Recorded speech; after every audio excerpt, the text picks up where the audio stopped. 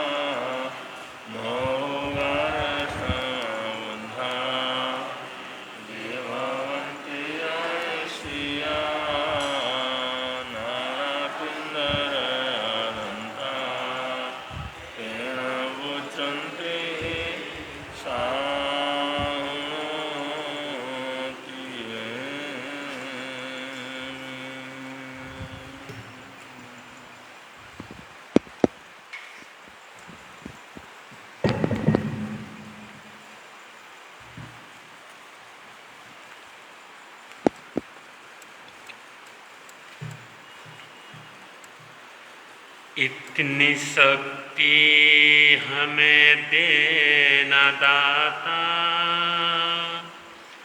मन का विश्वास कमजोर होना। इतनी शक्ति हमें देना दाता, मन का विश्वास कमजोर होना। हम चले नेक रास्ते पे हमसे भूल कर भी कोई भूल होना। हम चले नेक रास्ते पे हमसे भूल कर भी कोई भूल होना। इतनी शक्ति हमें देना दाता, दाता। मन का विश्वास कमजोर होना, इतनी शक्ति हमें देना दाता। मन का विश्वास कमजोर होना, दूर अज्ञान के हो अंधेरे, तू हमें ज्ञान की रोशनी दे। दूर अज्ञान के हो अंधेरे, तू हमें ज्ञान की रोशनी दे। हर बुराई से बच के रहे हम, जितनी भी दे भली जिंदगी दे। हर बुराई से बच के रहे हम, जितनी भी दे भली जिंदगी दे। बैर होना किसी का किसी से, भावना मन में बदले की होना। बैर होना किसी का किसी से, भावना मन में बदले की होना। हम चले नेक रास्ते पे हमसे भूल कर भी कोई भूल होना, इतनी शक्ति हमें देना दाता। मन का विश्वास कमजोर होना, इतनी शक्ति हमें देना दाता। मन का विश्वास कमजोर होना, हम चले नेक रास्ते पे हमसे भूल कर भी कोई भूल होना, इतनी शक्ति हमें देना दाता। मन का विश्वास कमजोर होना, मन का विश्वास कमजोर होना। हम न सोचे हमें क्या मिला है, हम ये सोचें किया क्या है अर्पण। हम न सोचे हमें क्या मिला है, हम ये सोचें किया क्या है अर्पण। फूल खुशियों के बांटे सभी को, सबका जीवन ही बन जाए मधुबन। फूल खुशियों के बांटे सभी को, सबका जीवन ही बन जाए मधुबन। अपनी करुणा का जल तू बहा के कर दे पावन हर एक मन का कोना। अपनी करुणा का जल तू बहा के कर दे पावन हर एक मन का कोना। हम चले नेक रास्ते पे हमसे भूल कर भी कोई भूल हो ना। हम चले नेक रास्ते रास्ते पे हमसे भूल कर भी कोई भूल हो ना। इतनी शक्ति हमें देना दाता, मन का विश्वास कमजोर होना। इतनी शक्ति हमें देना दाता, मन का विश्वास कमजोर होना। हर तरफ जुल्म है, बेबसी है, सहमा सहमा सा हर आदमी है। हर तरफ जुल्म है, बेबसी है, सहमा सहमा सा हर आदमी है। पाप का बोझ बढ़ता ही जाए, जान कैसे ये धरती थमी है। पाप का बोझ बढ़ता ही जाए, जान कैसे ये धरती थमी है। बोझ ममता से तू ये उठा ले, तेरी रचना का अंत होना। बोझ ममता से तू ये उठा ले, तेरी रचना का अंत होना। हम चले नेक रास्ते पे हमसे भूल कर भी कोई भूल होना। इतनी शक्ति हमें देना दाता, मन का विश्वास कमजोर होना। इतनी शक्ति हमें देना दाता, मन का विश्वास कमजोर होना। हम चले नेक रास्ते पे हमसे भूल कर भी कोई भूल होना। इतनी शक्ति हमें देना दाता, मन का विश्वास कमजोर होना। मन का विश्वास कमजोर होना।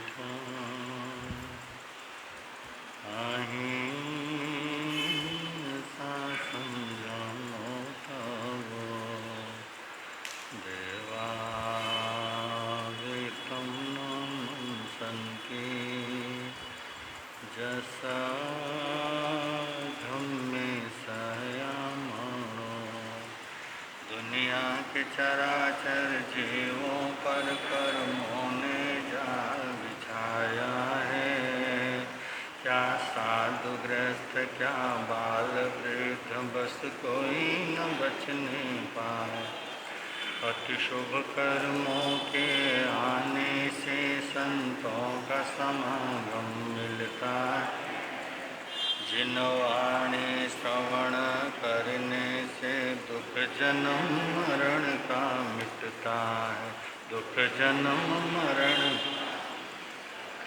है समय नदी की धार की, जिसमें सब बह जाया करते हैं। है समय बड़ा तूफान प्रबल पर्वत। अक्सर दुनिया के लोग समय में चक्कर खाया करते हैं, लेकिन कुछ ऐसे होते जो इतिहास बनाया करते हैं। इतिहास अनंत अनंतोपकारी। त्रैलोक्यनाथ शासन के महाप्राण शर्मा भगवान महावीर स्वामी को स्मरण करते हुए आचार्य भगवान अमराध्य गुरुदेव के चरणों में वंदना। नेपाल हिंद गौरव वाचनाचार्य उपाध्याय प्रवर डॉक्टर श्री विशालानंद जी महाराज साहब के चरणों में कोटि वंदन। आदरणीय मुनिराज, प्रिय श्रोताजन,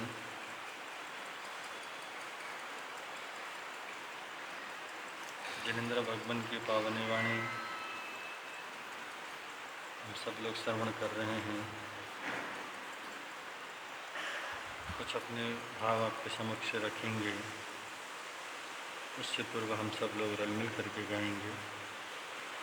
भगवान तेरे आराधना, भगवान तेरे आराधना मेरी जिंदगी की शान हो। मुझे कर यही वरदान दो, मुझे यही मेरे आत्मा बलवान हो। भगवान तेरी आराधना,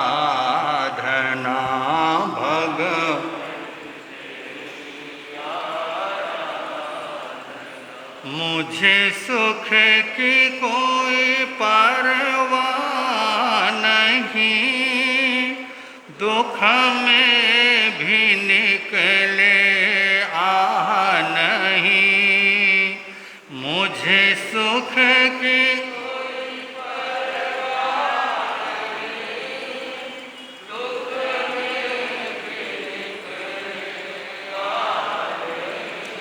बस एक तेरा ध्यान हो, बस एक तेरा ध्यान होठों पे तेरा नाम हो। भगवान तेरी आराधना,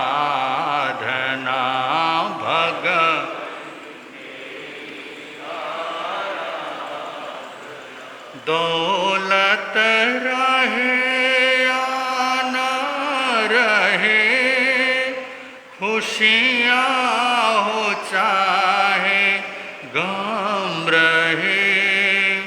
दौलत रहे या खुशियाँ हो चाहे गम रहे, चाहे आंधिया तूफान हो, चाहे आंधिया तो विचलित न मेरा ध्यान हो। भगवान तेरी आराधना, भगवान तेरी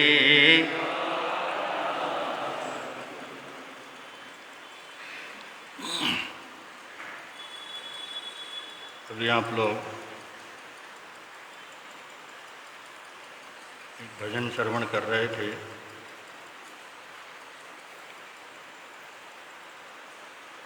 अब आप लोग सुन रहे थे या नहीं ये तो पता नहीं।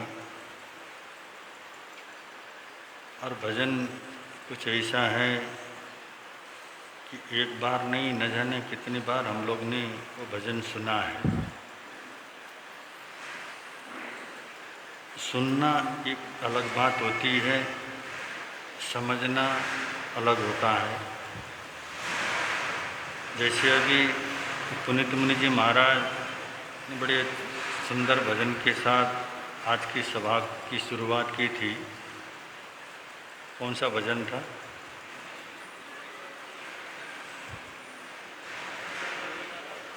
याद है ना, या अभी भूल गए? इतनी शक्ति हमें देना दाता। ये भजन आप लोग बचपन से सुनते आ रहे हो। एक एक लाइन में कितना कुछ ज्ञान भरा हुआ है, कितनी शिक्षाएं हैं। कहते हैं 1 घंटे का प्रवचन और 3 मिनट का भजन बराबर ज्ञान दे सकता, अगर समझने की हमारे अंदर क्षमता हो। तो भक्त अपने भगवान से कहता कि हे प्रभु, इतनी शक्ति हमें देना दाता कि मन का विश्वास कमज़ोर न हो। आज मैं स्वयं हार जाता हूँ। मैं पहले ही समझता हूँ कि ये मैं कर नहीं सकता, मुझसे होगा नहीं। ये हमारी सबसे बड़ी कमजोरी है। कोई भी काम हो, आप विश्वास तो करो, शुरुआत तो करो। शुरुआत करने से पहले ही हम समझते हैं कि ये काम मुझसे होगा नहीं। तो हमारे अंदर दृढ़ शक्ति हो, भावना हो, श्रद्धा हो, मन में विश्वास हो, तो बंधु हमारा स्वयं का जो हमारे स्वयं की भीतर की जो शक्ति है, वही शक्ति हमें सफलता तक पहुंचा सकती है। हम चले नेक रास्ते पर, कि हम कौन से रास्ते पे चलें, हमारा रास्ता गलत नहीं होना चाहिए। और भूल कर भी हमसे भूल ना हो, कितनी बड़ी बात है। आज हम लोग जो करते हैं जानबूझ के करते हैं। भगवान कहते हैं इसका तो प्रायश्चित भी नहीं है। अगर हम जानबूझ करके, होता ही है सामान्य रूप में, आप देखें अगर किसी को आप जानबूझ के गाली देते हो, सामने किसी जानबूझ करके हम किसी को थप्पड़ मारते हैं, तो आपके सॉरी बोलने से सामने वाला मानने वाला नहीं। अगर आपने कुछ किया और आपसे गलती हो गई, हमसे कुछ गलती हुई, और उसको सामने वाले को पता है कि ये जान के नहीं, अनजाने में गलती हुई है, वो हमें माफ़ कर देता है। तो कहता है कि भक्त, हे प्रभु, ऐसा जीवन हो कि भूल करके भी मुझसे भूल नहीं होनी चाहिए। ऐसी शक्ति उस प्रभु, उस परमात्मा से क्या करता है, मांगता है।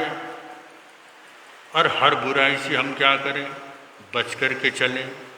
और बचने का हम लोग प्रयत्न करेंगे। और बैर किसी के प्रति हमारे मन में क्या होना चाहिए। और बड़ी अच्छी अच्छी बात है कि आप अगर एक एक लाइनों की अगर व्याख्या करना चाहें तो लंबा प्रवचन हो सकता है, परंतु इसमें जो चीज़ दिया है, हम न सोचें हमने क्या किया है, पहले हम ये तो सोचें हमने अर्पण क्या किया है। आज कहते हैं ना, मैंने बहुत किया है परंतु मुझे इसके एवज में मिला कुछ नहीं है। ये शिकायत हमारे जीवन भर की रहती है। सामायिक भी बहुत किया, माला भी बहुत की, सेवा भी बहुत की, लोगों के उपकार भी बहुत किए, दान पुण्य भी बहुत किया, सब कुछ किया परंतु मिला कुछ नहीं। कि महाराज, कई लोग तो आकर के कहते हैं कि महाराज, हमको लगता नहीं कि इस जन्म में हमने कहीं कोई पाप किया है, फिर भी हमारे साथ ऐसा क्यों होता है। कितना विश्वास है। वो ये सोचता है कि मैंने तो कुछ किया ही नहीं और फिर भी ऐसा क्यों होता है। और ये लोग क्या करते हैं, इतने अज्ञानता में रहते हैं, उनको पता ही नहीं होता कि पाप होता क्या और मेरी वास्तविक अवस्था क्या है। नहीं तो आके कहते हैं महाराज, हमसे तो झूठ बोला नहीं जाता। ऐसे महानुभाव तो बहुत मिलते रहते हैं। आखिर के बड़े सत्यवादी बनते हैं और आके कहते हैं हमसे झूठ नहीं बोला जा सकता, हम झूठ नहीं बोलते, हमसे नहीं झूठ बोला जाता। तब हमारा मन कहता है, मुंह में तो बोलना ठीक नहीं है, सामने वाला नाराज हो जाएगा, वापस फिर आएगा ही नहीं दर्शन के लिए। तो हम सोचते हैं कि इससे बड़ा झूठ तू बोल भी क्या सकता है, जो तू ये बोल रहा है कि महाराज मुझसे तो झूठ नहीं बोला जाता। कहाँ तो हम उन तीर्थंकरों की अनुयायी के रूप में क्या करते हैं, आज तीर्थ की गुणगान करते हुए हम सोचते कि हम श्रावक हैं, हम श्राविका हैं, हम साधु हैं, साध्वी हैं। जो हमारे तीर्थंकर भगवान 3 ज्ञान जिनके पास जन्म से होता है, चौथा ज्ञान मन प्रया ज्ञान दीक्षा के बाद होता है, फिर भी संकल्प करते हैं जब तक केवल ज्ञान केवल दर्शन सर्वज्ञ नहीं बनते तब तक वो मौन धारण कर लेते हैं। क्योंकि छद्मस्त अवस्था में कहीं भी मिथ्या भाषा का उपयोग संभव है। इसलिए जब तक केवल ज्ञान नहीं होगा तब तक वो बोलते नहीं है। हम उनके अनुयायी हैं और हम बड़े धड़ल्ले से क्या कर देते हैं कि हम कहते हैं कि हमारे से तो झूठ, और ऐसे बहुत सारे हम लोग हैं उसमें, क्योंकि हमको पता ही नहीं झूठ क्या है सत्य क्या है। तो हम बंदो सोचें हमने क्या किया है और हम क्या कर रहे हैं और हमने किया क्या है अर्पण। आज हम लोग सोचते हैं कोई अच्छा सा साधु मिल जाए, त्यागी तपस्वी ज्ञानी साधु मिल जाए, उसके सत्संग को करते हुए फिर हमारा भी कल्याण हो जाए। ऐसी खोज हमारी हमेशा बनी रहती है और हम सोचते हैं कहीं दान तो हम देते हैं, कहीं ऐसा अवसर मिल जाए हम सुपात्र दान दे करके अपनी आत्मा का क्या करें। बहुत बार सुना है ना आप लोगों ने, देता भावे भावना लेता करे संतोष, वीर कहे गोयमा दोनों जासी मोक्ष। देने वाला भी मोक्ष में जाता है और लेने वाला भी मोक्ष में जाता है। ऐसी अवस्था को सुपात्र दान कहा जाता है। ऐसा अवसर मिल जाए ऐसी इच्छा तो हम सब लोगों की है, परंतु उसके लिए सिर्फ ढूंढना नहीं होता है, करना होता है। आप देते रहिए, हमारे अंदर एक स्वभाव में देने के भाव या देने की एक हमारी भावना, चाहना और इच्छा और श्रद्धा होनी चाहिए। देते देते देते बंधु कभी न कभी ऐसा क्षण आएगा हमको पता नहीं होगा, हमारा जो दान गया है वो सुपात्र ही होगा। सुपात्र दान के रूप में कोई न कोई दान हमें क्या कर देगा, परंतु हम तो ढूंढते ही हैं जिंदगी भर सुपात्र दान का अवसर मिल जाए, सुपात्र दान का अवसर मिल जाए। और बंधु पता नहीं कहाँ कहाँ ढूंढते ढूंढते सारी जिंदगी गुजर जाती है, फिर भी हम लोग न तो हमारे को असली गुरु मिलता है, न असली कोई सुपात्र दान देने वाला योग्य व्यक्ति मिलता है। तो हम जिंदगी भर क्या करेंगे, भटकते ही रहेंगे। तो एक आदमी है, धर्म ध्यान से उसको कोई लेना देना नहीं था, और लेना देना न होने के पीछे हो सकता है व्यापार में बहुत ज़्यादा व्यस्त हो।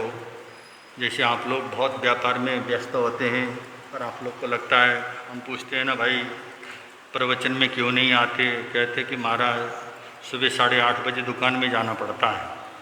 और दुकान में जाते हैं और हम पूछते हैं कि भाई दुकान कैसी चल रही है, व्यापार कैसा चल रहा है। कहते महाराज वहाँ जाकर के बाद दुकान खोल के बैठना है और कमाई वमाई कुछ नहीं है। फिर मंत्र भी मांगने आते हैं, प्रवचन में आने का वक्त नहीं है, दुकान में व्यापार है ही नहीं। मतलब इतना ये हम लोग क्या सकते हैं, आप उदासीन जीवन को क्या कर रहे होते हैं, जी रहे होते। वो व्यक्ति था, उसके जीवन में भी कोई विशेष धर्म से लेना देना नहीं था। एक दिन रात्रि में विश्राम कर रहा था, सो रहा था, सोते सोते एक सपना आया। और सपना आया और सपने आने के बाद उसने देखा, और उसने देखा कि तो कुछ अलौकिक शक्ति दिखाई दे रही है। और आसमान से आते उसने पूछा कि आप कौन हैं, उनका परिचय पूछा तो उसने कह दिया मैं परमात्मा हूँ, मैं भगवान हूँ। तो आदमी एकदम से क्या हो गया, श्रद्धा से भर गया। अरे आज तक मैंने भगवान का नाम लिया नहीं, परंतु आज अचानक क्या हो गए, स्वयं प्रभु मुझे दर्शन देने के लिए मेरे निवास स्थान पर आ गए हैं। बड़ा खुश है, बड़ी प्रसन्नता है। और प्रसन्नता होते हुए उसने क्या किया, उनको विराजमान होने की जब आग्रह करता है, स्थान आसन देता है। उन्होंने कहा कि आज मेरे पास वक्त नहीं, मैं कल क्या करूँगा, तेरे पास आऊँगा। उसने सोचा अभी तो आए हैं, क्या पता क्या भरोसा कल आए या ना आए, क्योंकि शंका ही हमारे जीवन में रहती है। भगवान के प्रति भी विश्वास होता नहीं, अब तो आ गए सो आ गए, अब पता नहीं कल आएंगे या नहीं आएंगे। हमारी भी यही अवस्था, हम हमेशा शंकाओं में जीते रहते हैं। आज तो हुआ है, पता नहीं कल होगा या नहीं। उसने कहा कि नहीं प्रभु आज आप क्या कर जाइए विराजमान। उनका आज मैं सिर्फ तेरे को सूचना देने के लिए आया हूँ, कल मैं तेरे घर में आऊँगा। तब भी उसको विश्वास नहीं हुआ। 3 बार भगवान से वचन लिया।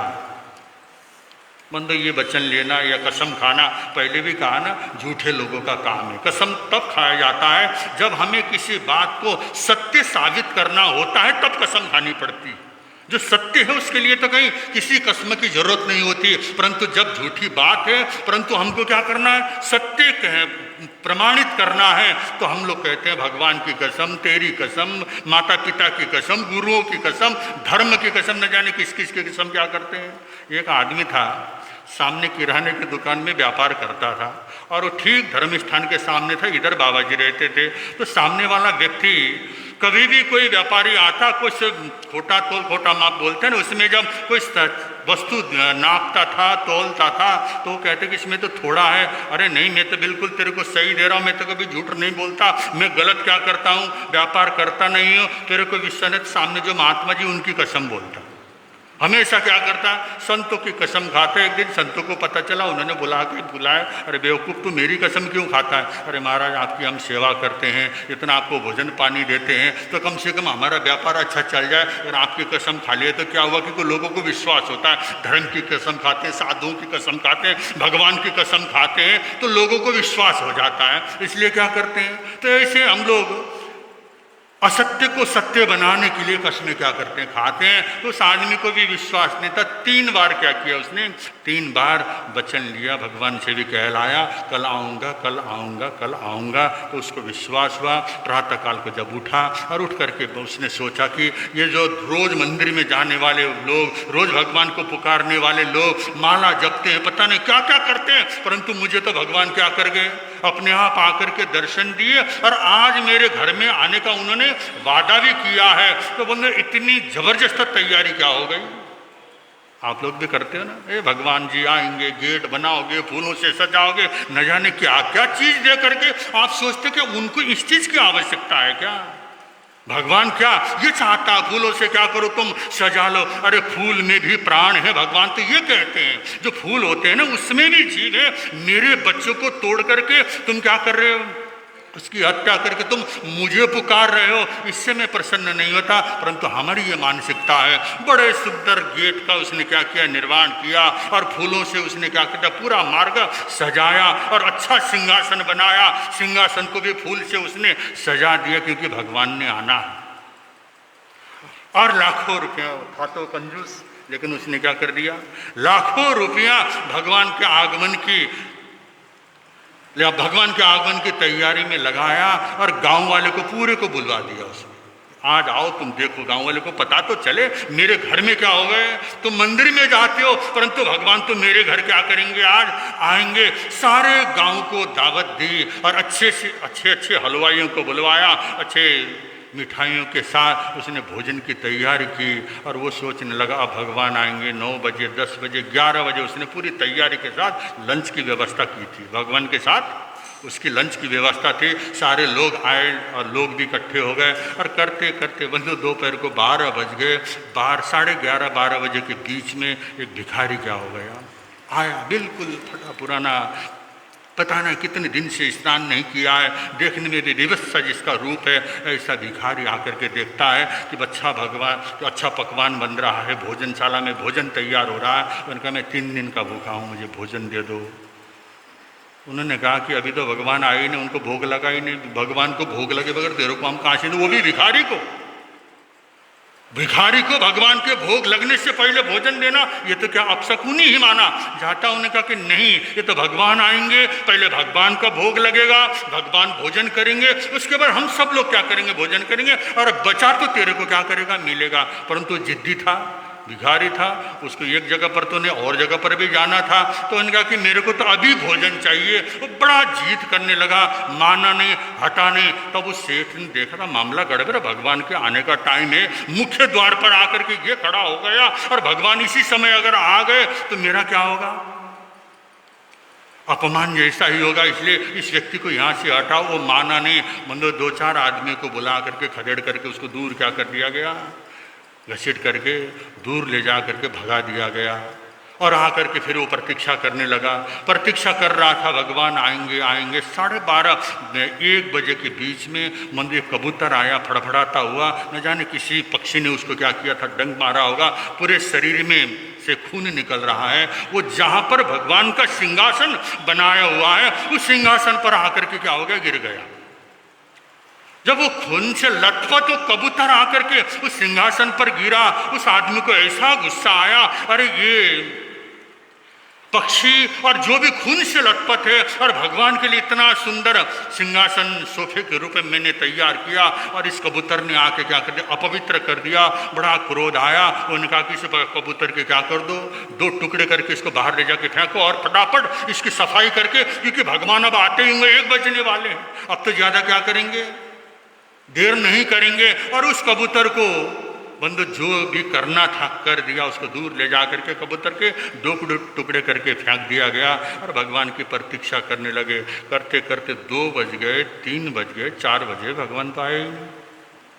जब आए नहीं तो उसके मन में अब शंका होने लगी। इसलिए तो इन भगवानों को मैं मानता नहीं हूँ। लगता है भगवान ने फिर धोखा क्या कर दिया मुझे।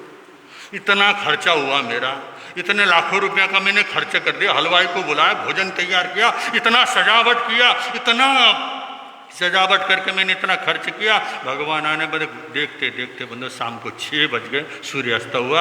आदमी को इतना गुस्सा आया, उन्होंने कहा इस भोजन में से कोई भी व्यक्ति क्या करेगा, भोजन नहीं करेगा। उसको गुस्सा आया, ये अपवित्र भोजन है, इस भोजन को ले जा करके क्या कर दो, बाहर ले जा करके फेंक दो। परंतु इस भोजन को करेंगे ना। उसने सारे क्या कि सजावट को तोड़ दिया, सिंहासन को उसने बिखेरते, फूल को बिखेरते हुए बंदो क्रोध में क्या करता है, रात को विश्राम स्थल पे चला जाता है। और रात को सोने लगा तो रात को ठीक क्या हो गया, वही 4-5 बजे जैसे कल आए थे, आज भी वही व्यक्ति को आते हुए उसने क्या किया, वही शक्ति को आते हुए देखा।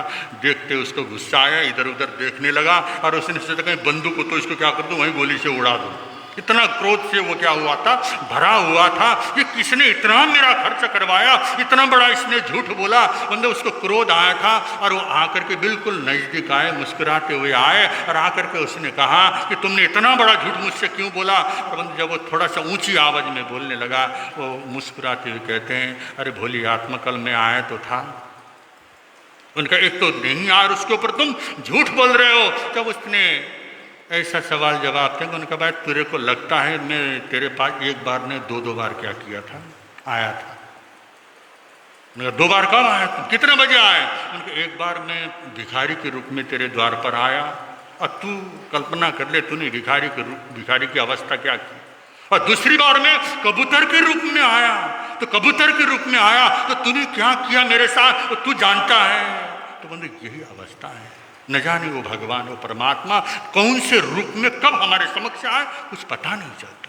कभी कभी होता है बंदे, ऐसी ऐसी चीज़ें आ जाती हैं। और आज कभी कभी आप देख लो, हमारे घर में आने वाले वो त्रियंच हैं, कुत्ते के रूप में, बिल्ली के रूप में। हो सकता है हमारे पूर्वज भी उन कुत्ते बिल्ली के रूप में क्या कर रहे हों, यहाँ भटक रहे हों, और वो तिरंच अवस्था में जाकर के वो भी सोचते होंगे ये मेरा घर है, ये मेरा परिवार है, मुझे कहीं कुछ थोड़ा बहुत प्यार मिल जाए। परंतु उनके साथ हमारा क्या व्यवहार होता है, ये किसी के साथ घृणा नहीं। हर पशु को, हर प्राणी को हमारे मन के अंदर वही वात्सल्य, वही प्रेम, वही श्रद्धा, जैसे हम अपने से प्रेम करते हैं, वैसे संसार के सभी प्राणियों से अगर करने लगेंगे तो बंधु एक न एक दिन परमात्मा क्या होगा, हमारे भीतर से ही प्रकट हो जाएगा। ये हमारा स्वभाव होना चाहिए कि हम ये प्रतीक्षा न करें असली भगवान आ जाए तो सेवा हो। अगर कोई गरीब के रूप में भगवान प्रकट हो, उसको हम क्या करते, स्वीकार नहीं करते। और हमारी जिंदगी में ऐसी गलतियाँ अक्सर हुआ करती हैं। अगर हम उस समय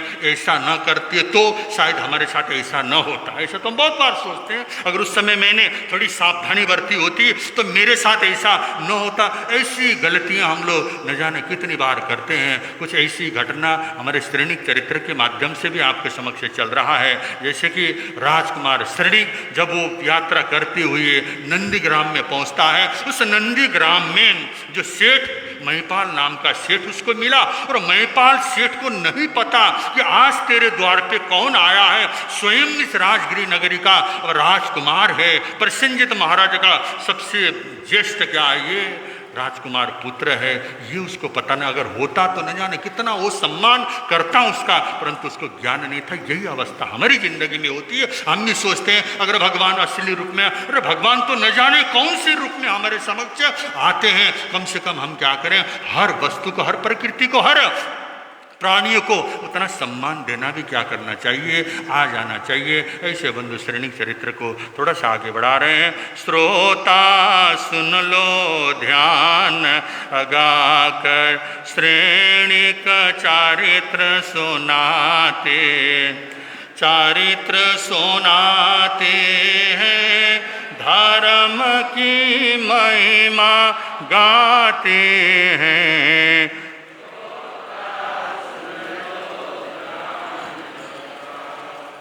श्रेणिक चारित्र सुनाते, नहीं मिले राजा के नाम से तुझे छाछ का पानी, बोला चाली हुई परस पर लिया विप्र ने जाने, श्रोता सुन लो ध्यान लगा कर, श्रेणिक चले ग्राम से बाहर आए, बौद्ध गुरु के द्वार, मठवासी ने देख कुंवर को किया बहुत सत्कार, श्रोता सुन लो ध्यान लगा कर, श्रेणिक। तो बंधु, जब उस ब्राह्मण ने राजकुमार श्रेणिक से कहा तो राजा के नाम से भोजन मांग रहा है, तुझे तो मैं छाछ का पानी भी नहीं देने वाला, राजा के नाम से तुम भीख मांगते हो। मतलब इस तरह न जाने कौन कौन सी बातों से राजकुमार श्रेणिक को उसने संबोधन किया। और राजकुमार थे, उनको भी गुस्सा तो आ रहा था मन में, परंतु अपना सही रूप वहाँ वो दिखाना उचित नहीं समझा उन्होंने कहा तो थोड़ी सी बहुत कहा सुनी हुई, परंतु नंदीग्राम के उस ब्राह्मण ने कुछ भी नहीं दिया, पानी तक भी उस व्यक्ति को नहीं पूछा। तो बंधु, क्योंकि अगर पता होता राजकुमार है, हो सकता है सम्मान करता, और इस समय इतना दुखी है, देश निकाला दिया गया है, तब तो हो सकता और ज़्यादा भी क्या करता। दुख के समय में राजकुमार की सेवा करने से क्या होगा, हो सकता है जब राजकुमार राजा बनेंगे तब हमारा भी कुछ काम कल्याण हो जाए, ऐसे भावों से तो हम सेवा करते हैं। और हम लोग निष्काम सेवा करने का भाव मन में नहीं आता, स्वार्थ से तो न जाने कौन कौन क्या क्या कर डालता है। मतलब स्वार्थ से किया गया जो कर्म है हमें सही रूप में प्रतिफल नहीं दे पाता। निस्वार्थ भाव से किया हुआ कोई भी दान पुण्य सेवा कार्य है, ये बंधु हमें क्या करता है, अखूट कर्मों की निर्जरा में सहयोगी बनता है। तो ऐसा ही राजकुमार श्रेणिक बंधु, उन्होंने सोचा अब यहाँ ज़्यादा समय बर्बाद करने से कोई फायदा नहीं है। थोड़ी बहुत कहासुनी हुई और मन में एक प्रकार की गांठ तो जरूर बंधी है। राजकुमार के मन में कुछ भाव तो आए हैं, परंतु वो भाव वहाँ प्रकट करने वाला समय नहीं, योग्य समय न होने के कारण वो आगे बढ़े। आगे जाकर के गांव के बाहर देखा, जंगल में एक बौद्ध भिक्षुओं का मठ था।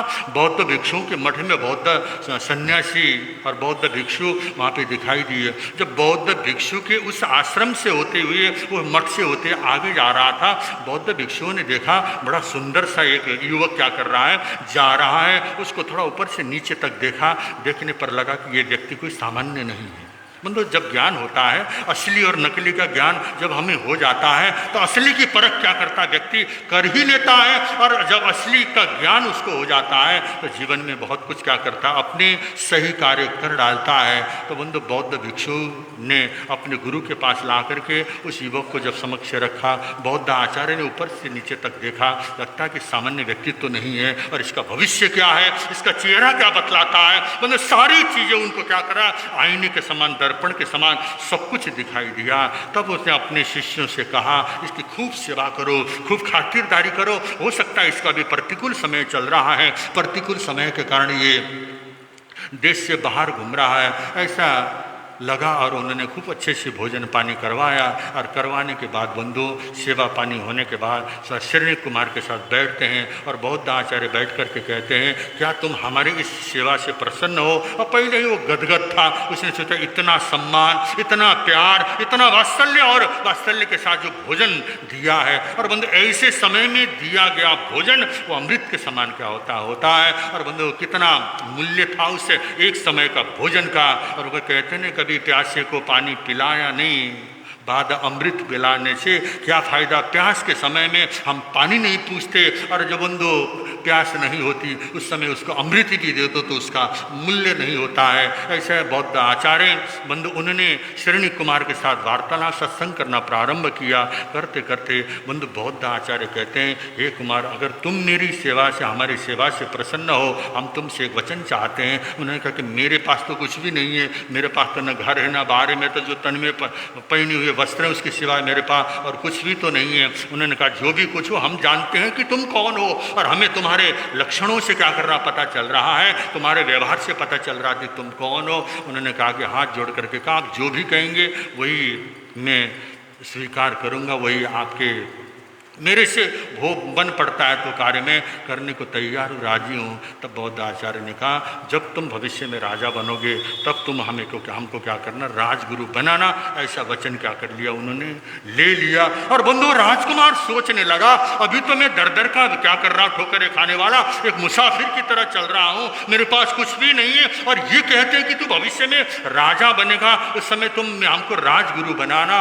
आखिर इनको पता कैसे चला कि मैं राजा हूँ। और उसने सोचा कि संत महात्मा हैं, ज्ञानी पुरुष हैं, उन्होंने कुछ देखा होगा। उनका ठीक है महात्मा, और आपने इतनी सेवा की, इतना सम्मान दिया है, तो अगर भविष्य में कभी हम ऐसा, अगर हम हमारा पुण्य उदय होगा तो ज़रूर आपका क्या करेंगे, हम ख्याल रखेंगे। ऐसा वचन दिया। और बंदो फिर उन्होंने आगे के ओर अपने कदम बढ़ाए। आगे क्या होता है, कैसे कहानी चलती है, समय के अनुसार आपके समक्ष रखने का प्रयत्न करेंगे। वाचनाचार्य प्रवर के मुखारबिंद से आप और हम सब लोग जिनवाणी श्रवण करेंगे। बोल शरण भगवान महावीर स्वामी की।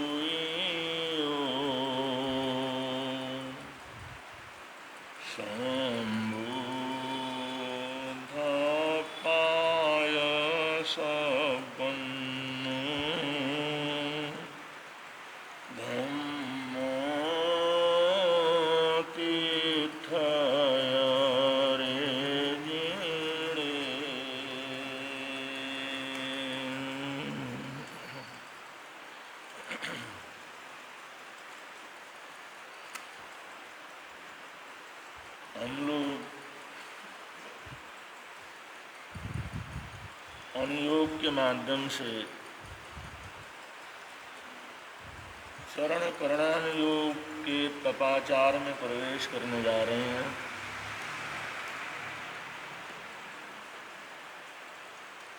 पांच तरह के जो आचरण होते हैं, चरित्र होते हैं, ज्ञानाचार, दर्शनाचार, चरित्राचार, तपाचार और गिरियाचार।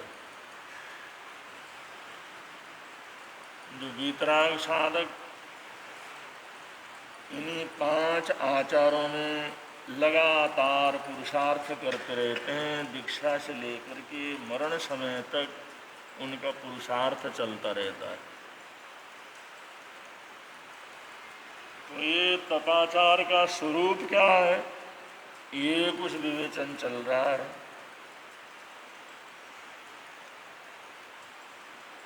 तपाचार वो निर्जरा का कारण है। निर्जरित होते होते हमारे जीवन का व्यर्थ हिस्सा जैसे कटता चला जाता है, निर्जरित होता चला जाता है,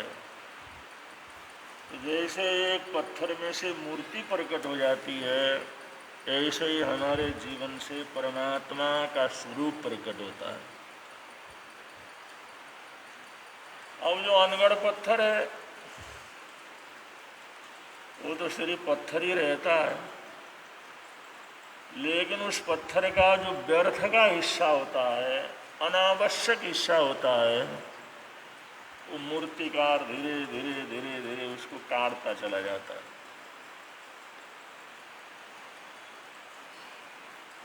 जो एक सुंदर मूर्ति बनने के लिए उसके अंदर जो योग्यता है, उसके साथ जो व्यर्थ का हिस्सा है उसको काट देता है तो मूर्ति नजर आने लग जाती है। क्योंकि व्यर्थ का हिस्सा निकल गया और उस मूर्ति को देख करके अच्छे अच्छे लोग बड़े प्रभावित होते हैं, बड़े खुश होते हैं, प्रसन्न होते हैं। मूर्तिकार पत्थर में से ऐसी मूर्ति निकालता है, लोग उसको देख करके समर्पित हो जाते हैं। लेकिन निकालता कहाँ, उसी के बीच में से निकालता कैसे? वो जो मूर्ति बनने में जो व्यर्थ की चीज है वो कटती चली जाती है। ऐसे ही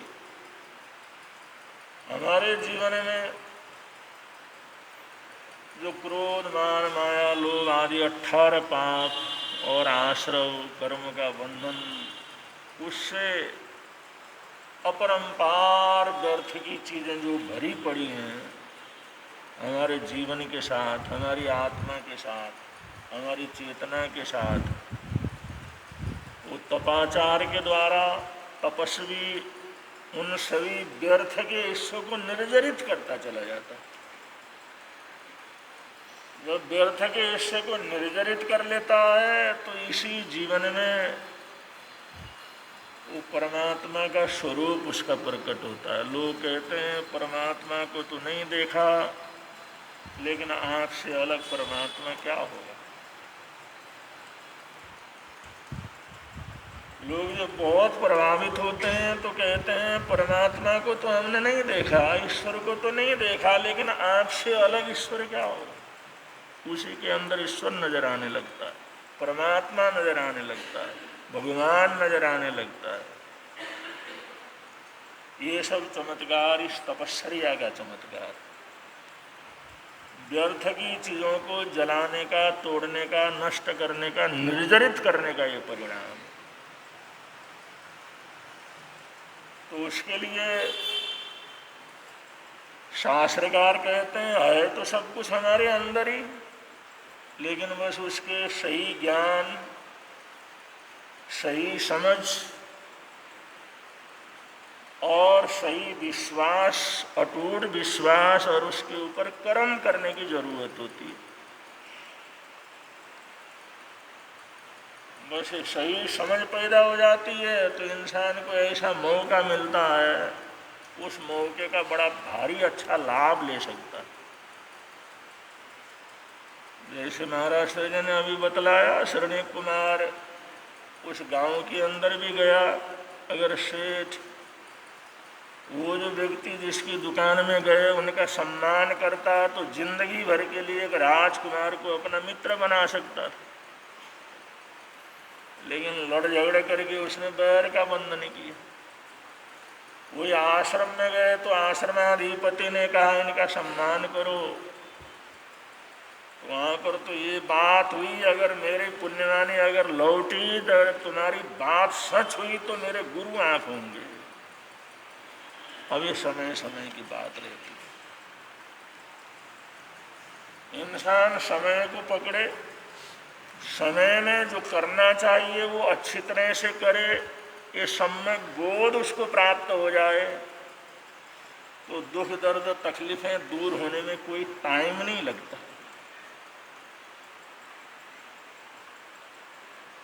आपने कभी सुना होगा,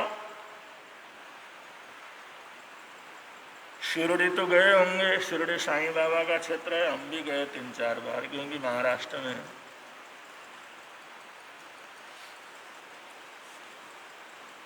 1963 में मुकेश, जिसके गाने सब गुनगुनाते हैं, सदाबहार तराने, जो भक्ति के गाने उन्होंने लिखे, देश प्रेम के लिखे, गाए, आज उनके जाने के बाद भी हजारों लाखों करोड़ों लोग उन गानों को गुनगुनाते हैं। और मुकेश का अपना जीवन ही बहुत ऊंचा था। जिस समय शिरडी में साईं बाबा के दर्शन करने के लिए 1963 में गए तब तो कुछ नहीं था। स्टेशन से वहाँ पर पहुँचने में बड़ी तकलीफ से जाना पड़ता था, रिक्शा भी नहीं मिलती थी। बम्बई से स्टेशन में आकर के उतरे और उनने इधर उधर देखा, काफ़ी मशक्क़त के बाद एक साइकिल रिक्शा उनको नज़र आई, उसको बुलाया, भाई मंदिर में जाना है दर्शन के लिए, ले चलो। भाव ताप वगैरह हो गया, और जितना चाहिए तुम्हारे मेहनतने के अनुसार दे देंगे, ले चलो, ठीक है। और रिक्शे में मुकेश जी को बैठाया और वो रिक्शा वाला गाना गाने लगा, तो मुकेश का ही गाना गाने लगा, वो गुनगुनाने लगा मस्त होकर के। मुकेश जी सोचने लगे मेरा ही गाना गा रहा है। उन्होंने बड़े प्रेम से सुना, अगर उनका ही गाना कोई चले तो ऑटोमेटिक एक अपनापन पैदा होता है, भाई मेरे गानों का ये बड़ा मुरीद है, बड़ी प्रसन्नता हुई। अब जैसे गाना उसका पूरा हुआ तो मुकेश जी कहने लगे, अरे भाई क्या गाना गाता है, किसी बहुत अच्छे गायक के गाना गाना, ये क्या गाना है, अरे किसका गाना गा रहा। वो जैसे सुनते तो उसने झटके से वो ब्रेक मारा और क्या, उतर जाओ, किस दुनिया में रहते, तुम्हें समझ में नहीं आता मैं किसका गाना गा रहा हूं, रहते कहाँ हो तुम, किस दुनिया के अंदर रहते हो। ये मुकेश जी का गाना है और कोई है दूसरा ऐसा गाने वाला, चल उतर यहां से, मैं नहीं ले जाता तेरे को।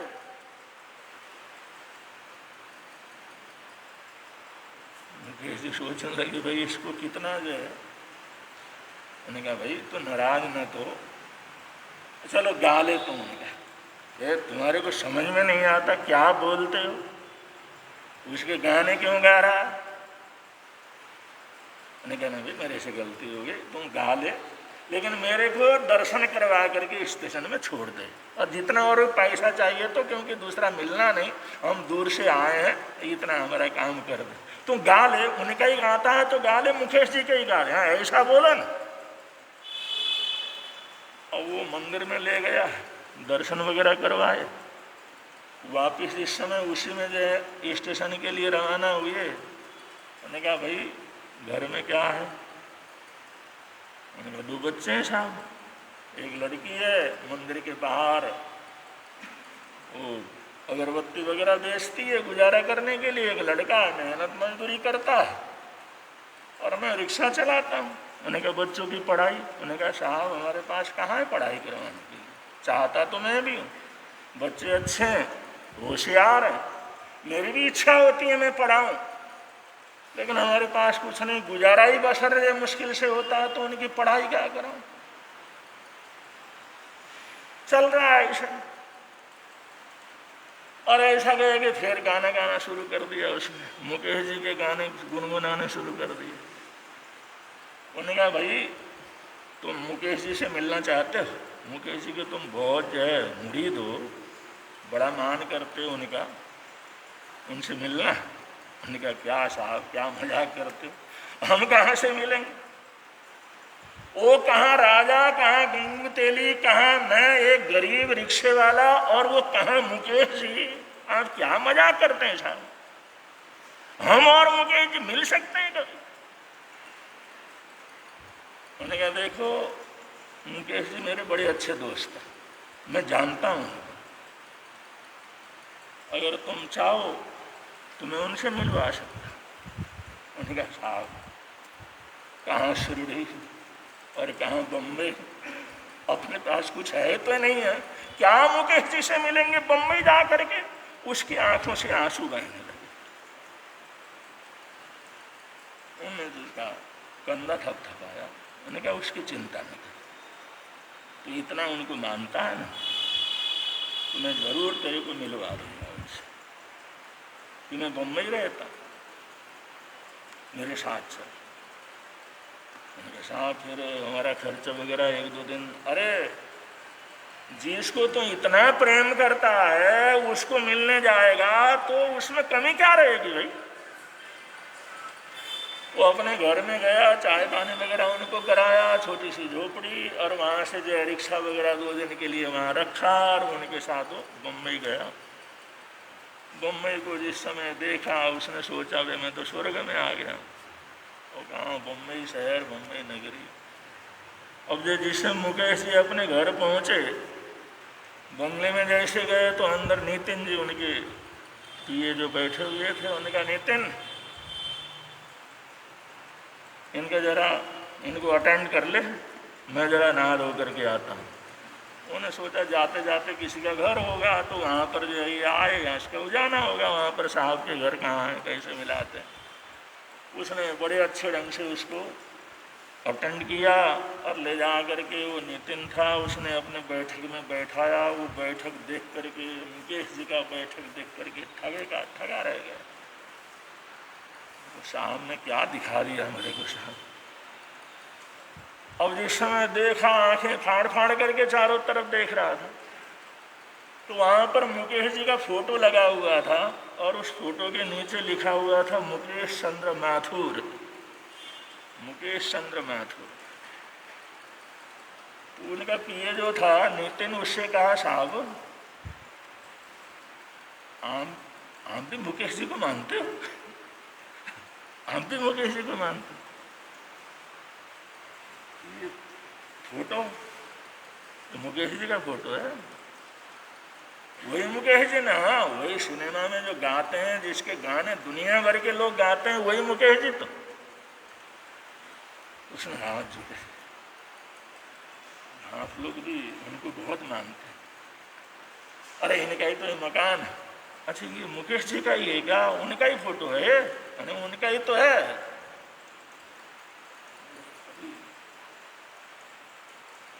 ये मुकेश जी हैं जो मेरे को लेकर के आए। और उतने देर को वो तो हैरान परेशान था। उतने देर को मुकेश जी आए तो दंडवत ऐसा पड़ा और रोने लगा। उन्होंने कहा साहब मैंने आपको पहचाना। जिस समय उनके पैरों में लोट-पोट हो गया, उसने कहा भाई तेरी जगह हमारे पैर नहीं, तेरी जगह तो हमारा दिल है, उठ जा। उसको उठा, पैरों में नहीं, तेरी जगह हमारे दिल में है, तूने यहाँ रहना, यहाँ नहीं रहना। उसको उठाया, गले से लगाया। रिक्शा वाला भी खूब रोया और उसकी हालात देख करके मुकेश की आंखों से भी खूब आंसू आए। कभी कभी जिसको हम चाहते हैं, जिसके लिए मरते हैं, जिसके लिए लड़ते हैं, जो हमारा लक्ष्य है वो हमारे पास ही रहता है, लेकिन अपने को पता नहीं लगता। हमारा परमात्मा हमारे अंदर है,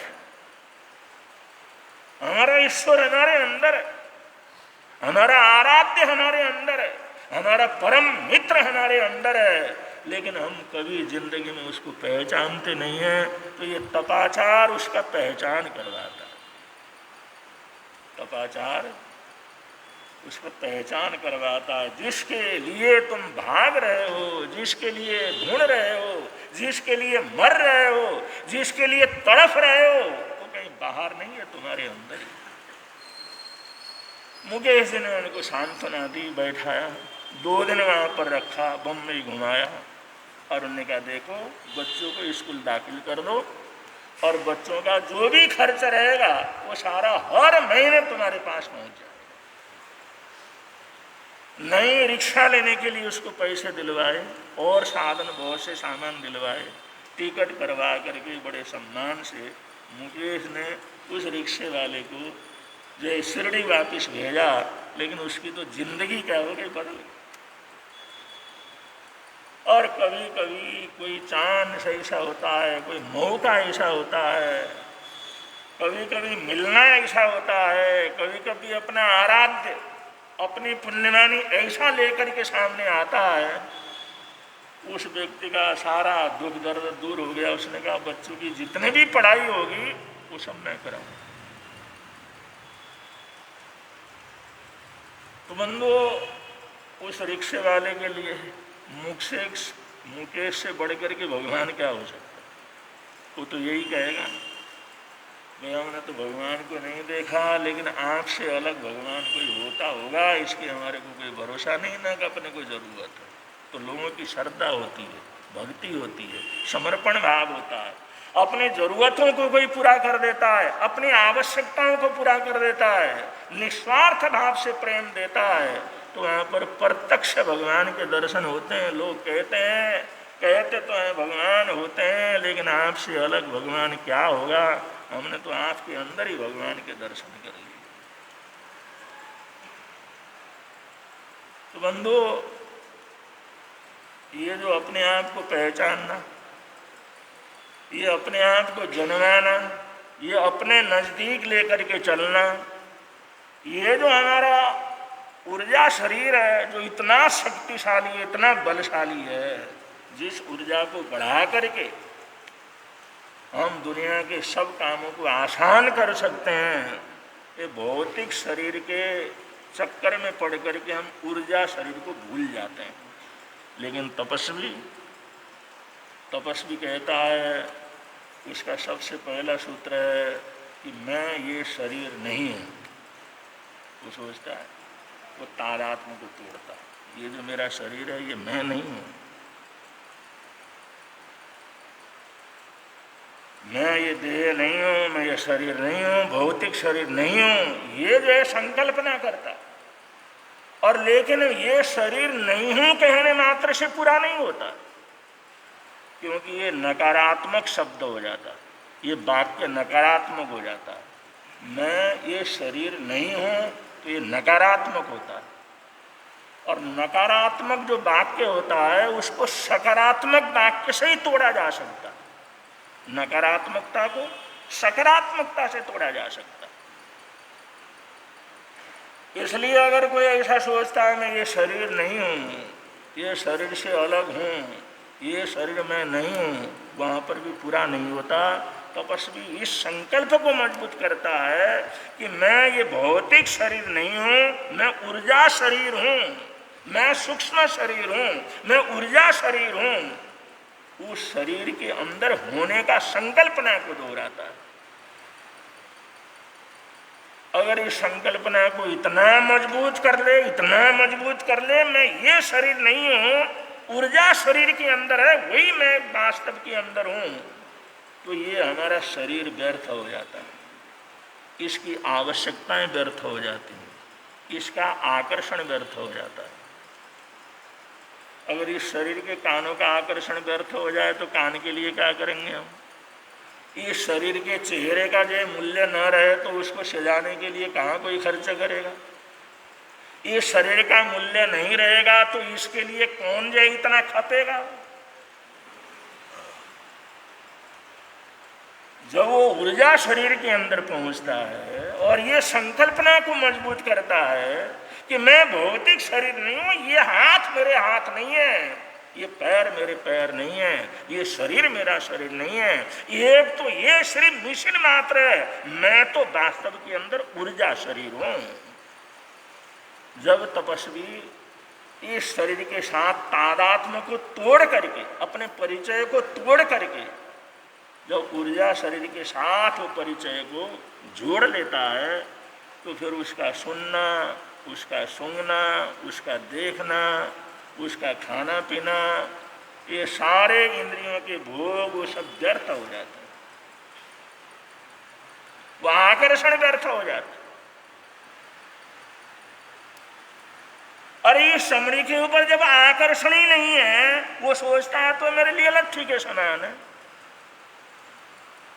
एक लकड़ी के समान है, तो उसके लिए काहे को मरेगा? तो ऐसे ये भोग, विषय, वासनाएं, काम भोग, ये सारे के सारे तपस्वी के जीवन से टूट जाते हैं, क्योंकि वो इस शरीर को अपने पहचान जो बना रखा था अब तक, जैसे कि हम लोगों ने जन्मों जन्मों से इस शरीर को ही अपना परिचय बनाया हुआ है, वो इसको तोड़ करके, इस तादात्म्य को तोड़ करके वो ऊर्जा शरीर के साथ तादात्म्य में संबंध कर लेता है। अगर उसको ये भान हो जाए कि ये मेरा कुछ नहीं है, तो इसके लिए जो करना है वो भी अपने आप छूट जाता है। जो कपड़ा मिले ठीक है, जैसा जूता मिले ठीक है, जैसा भी भोजन मिले ठीक है, स्वादिष्ट है तो ठीक है, अस्वादिष्ट है तो ठीक है, ये शरीर मेरा थोड़ी। आकर्षक है तो ठीक है, बिना आकर्षक का है तो ठीक है, कोई मान सम्मान करे तो ठीक है, नहीं करे तो ठीक है, कोई सेवा करे तो भी ठीक है, अगर कोई सेवा ना करे तकलीफ दे तो भी कोई बात नहीं, ये मेरा शरीर तो है ही नहीं, मैं तो इसके अंदर हूं ही नहीं। तो ये भौतिक शरीर का संबंध जैसे टूटता है उसका, तो ये शरीर से होने वाले जितने उपक्रम, फिर पाप क्यों करेगा पेट के लिए, क्यों पाप करेगा स्वाद के लिए, क्यों पाप करेगा उन दृश्यों के लिए, क्यों पाप करेगा उन इंद्रियों के कामनाओं को पूरा करने के लिए, ये सारी चीजें उसके जीवन से कट जाती हैं। आप लोग कल्पना करो वो जीवन कैसा होगा। उसको कहते हैं तपस्वी। वो भौतिक शरीर के अंदर नहीं, वो ऊर्जा शरीर के अंदर जीता। ऊर्जा शरीर को ही अपना शरीर समझता है।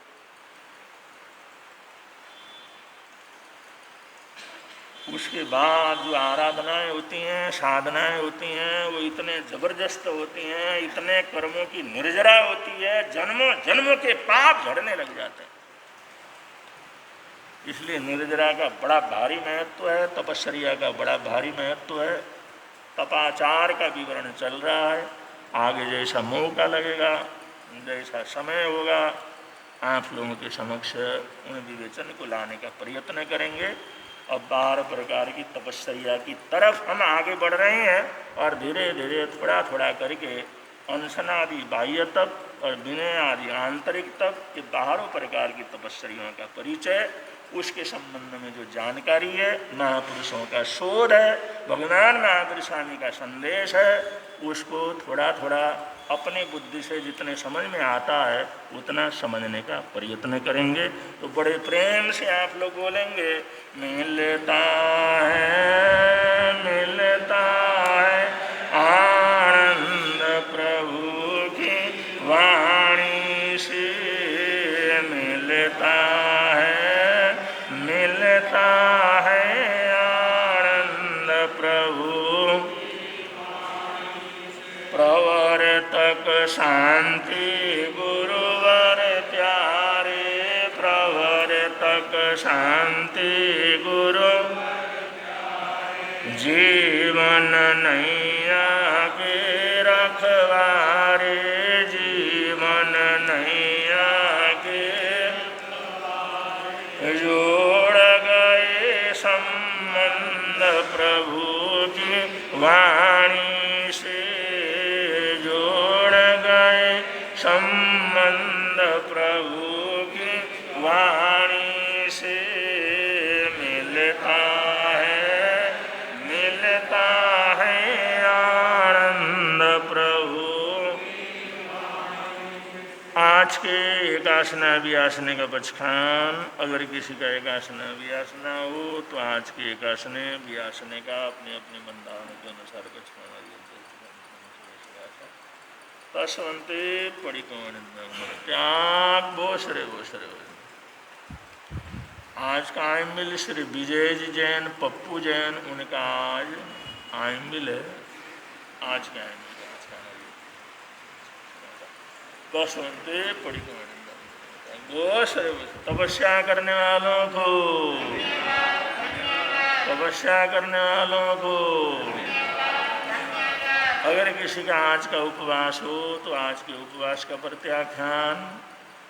आज का जाप है श्री सिमंदर स्वामी भगवान को वंदन बारंबार, श्री सिमंदर स्वामी भगवान को वंदन बारंबार, श्री सिमंदर स्वामी भगवान को वंदन बारंबार। अब संघ की तरफ से मंत्री जी जो सूचना दे रहे हैं, उसके अनंतर मंगल पाठ।